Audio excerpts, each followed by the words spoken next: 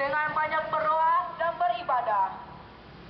Diharapkan kita dapat saling peduli kepada sesama dengan mengindahkan himbauan ini, serta menyebarkan himbauan ini kepada orang-orang yang kita sayangi. Semoga Tuhan Yang Maha Kuasa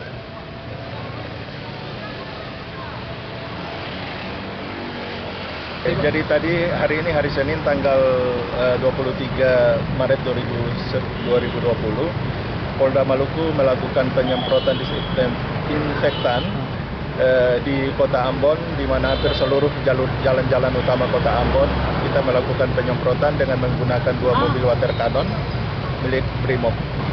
Lalu Pak, ini kegiatan akan melanjut Pak? Ya, kegiatan ini sebagaimana kita ketahui bahwa sejak kemarin 1 orang warga Kota Ambon dinyatakan positif, dan ini akan tetap kita melakukan penyemprotan terutama di tempat-tempat jalur umum, dan tetap kita selain dari tadi pemberian penyemprotan juga tadi dari personil kita dari Dimas, kemudian Sabhara, kemudian dari bekerja sama dengan Kodam 16 Patimura, kita melakukan himbauan-himbauan di hampir seluruh lokasi yang ada di Kota Ambon. Intinya adalah kita mengharapkan masyarakat tidak panik, namun tetap untuk menjaga kesehatan dan sanitasi, itu yang paling penting.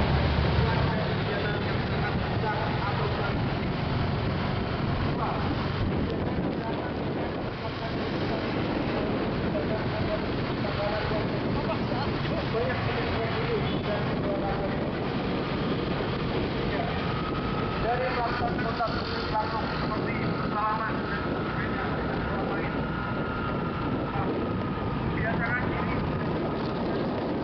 demam dan sesak nafas, disarankan agar menggunakan alat pelindung diri seperti masker dan sarung tangan, serta agar dengan segera memeriksakan diri di rumah sakit atau nah, terkait informasi tentang pandemi virus corona COVID-19, diharapkan masyarakat tidak panik yang berlebihan. Oleh karena itu, sebaiknya tingkatkan keimanan dan ketakwaan kepada Tuhan Yang Maha Kuasa.